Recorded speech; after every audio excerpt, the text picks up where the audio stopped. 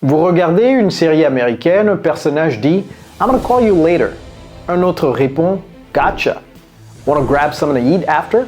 Vous comprenez que dalle, zéro, zilch. Ces sons ne ressemblent à rien dans vos cours d'anglais. Pourtant, c'est de l'anglais tout à fait standard. C'est juste l'anglais parlé à vitesse naturelle. Aujourd'hui, je vous donne les 7 contractions les plus courantes des natifs américains. Après cette vidéo, vous ne serez plus jamais perdu face à l'anglais oral. Et dites-moi en commentaire si vous avez déjà utilisé le numéro 7 dans une vraie conversation. Hello everybody, it's Coach Joe, your English coach. On commence immédiatement. Expression numéro 1, gonna. Ça vient de going to.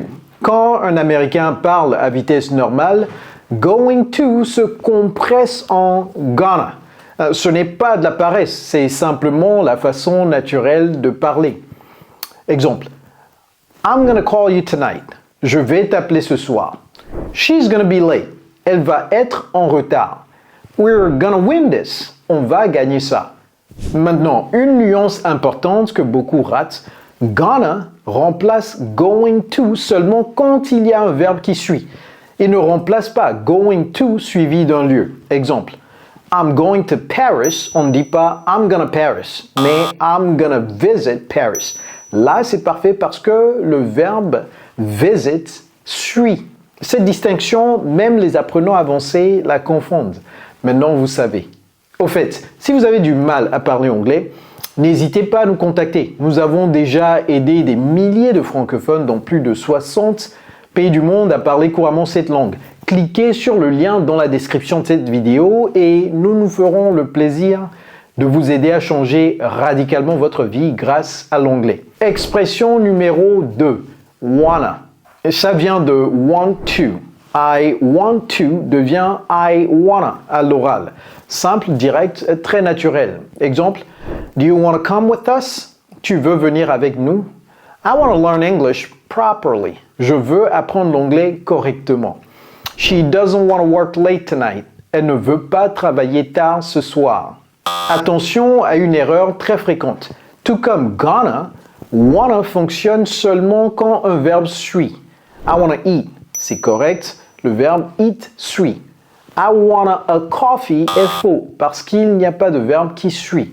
Dans ce cas, on dit I want a coffee. Want seul, pas wanna. Cette erreur trahit immédiatement un apprenant non natif.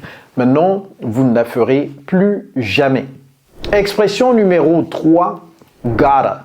Attention, ce mot a 2 origines différentes et c'est là que ça devient intéressant. Première origine, got to.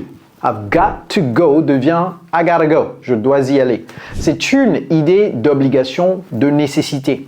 You gotta try this restaurant. Tu dois essayer ce restaurant. She's gotta finish the report before Friday. Elle doit finir le rapport avant vendredi. Deuxième origine, got a, dans le sens de has a ou have a.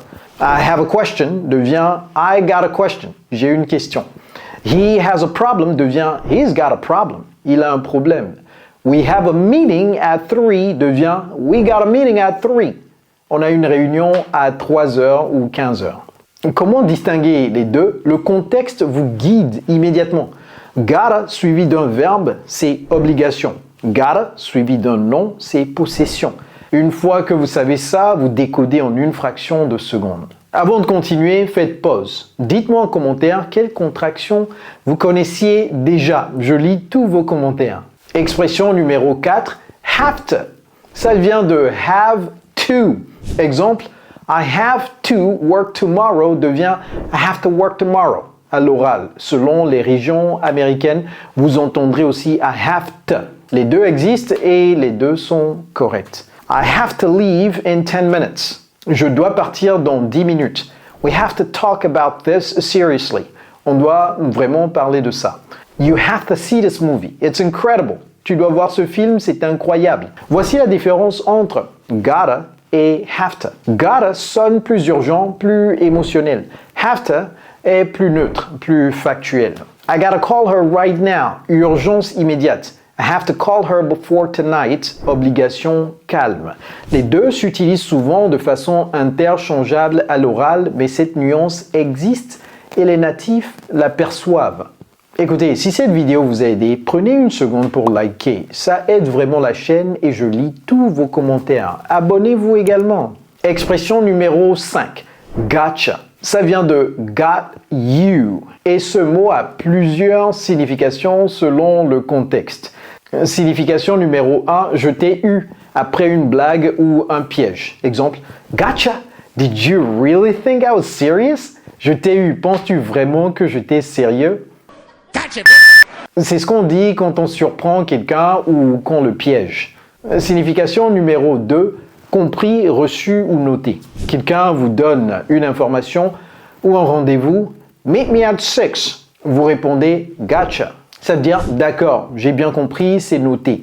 C'est très courant dans les échanges professionnels rapides. C'est beaucoup plus naturel que understood ou I see. Signification numéro 3, je t'ai attrapé au sens littéral. Attraper quelqu'un en plein acte. I saw what you did. Gotcha. J'ai vu ce que tu as fait. Je t'ai. Dans les films policiers américains, vous l'entendrez constamment dans ce sens. Donc, encore une fois, gotcha est un mot à 3 situations très différentes. Le contexte fait tout le travail. Expression numéro 6, let me. Ça vient de let me.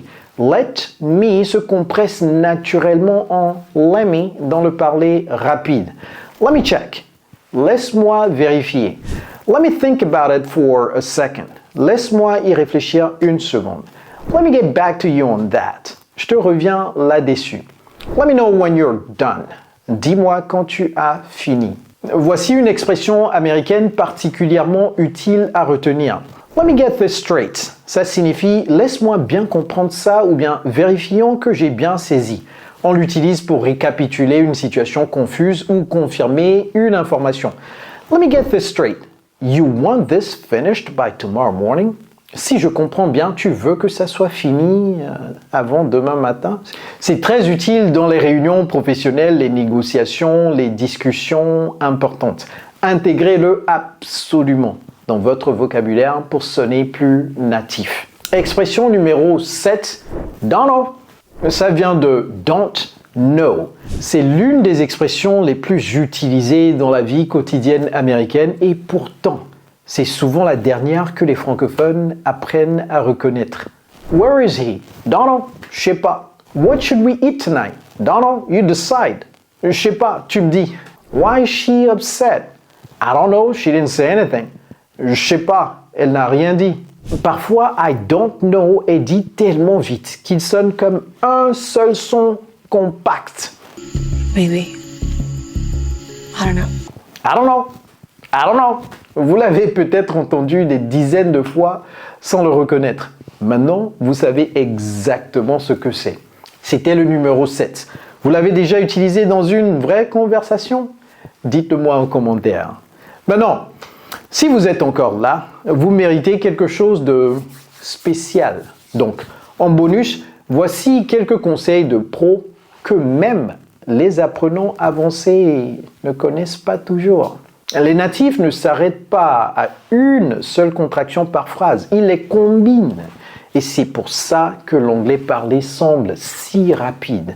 Écoutez ces phrases. I'm gonna have to say no to that one. Je vais devoir refuser ça. Wanna let me know when you're done? Tu peux me faire signe quand tu as fini? I don't know if I'm gonna make it tonight. What? Je ne sais pas si je vais pouvoir venir ce soir. Ce n'est pas la vitesse qui change, c'est la compression des mots. Une fois que vous connaissez chaque contraction, individuellement, les combinaisons deviennent lisibles. Première chose à faire, entraînez votre oreille. Regardez une scène de série américaine 2 fois. Première écoute sans sous-titres. Essayez de repérer les contractions. Deuxième écoute avec sous-titres anglais. Vérifiez ce que vous avez entendu. Votre cerveau va commencer à les reconnaître automatiquement très vite. Deuxième chose, entraînez votre bouche. Lisez ces 7 contractions à haute voix. Mettez-les dans des phrases simples. Dites-les, répétez-les, accélérez jusqu'à ce que ça soit fluide et naturel. L'objectif, c'est qu'elles sortent sans réfléchir. Troisième chose, choisissez-en une. Cette semaine. Pas 7 en même temps, juste une. La plus utile pour votre situation quotidienne. Utilisez-la dans toutes vos conversations anglaises cette semaine. Une contraction vraiment intégrée vaut mieux que 7 connues à moitié. Récapitulons ce que vous avez appris aujourd'hui. Expression numéro 1, gonna vient de going to. I'm gonna call you. Expression numéro 2, wanna vient de want to. Do you wanna come? Expression numéro 3, gotta vient de got to ou got a. I gotta go. I got a question. Expression numéro 4, have to vient de have to. I have to finish this. Expression numéro 5, gotcha vient de got you, c'est-à-dire compris, ou je t'ai attrapé. Expression numéro 6, let me vient de let me. Let me check. Let me get this straight. Expression numéro 7, don't know vient de don't know. I don't know.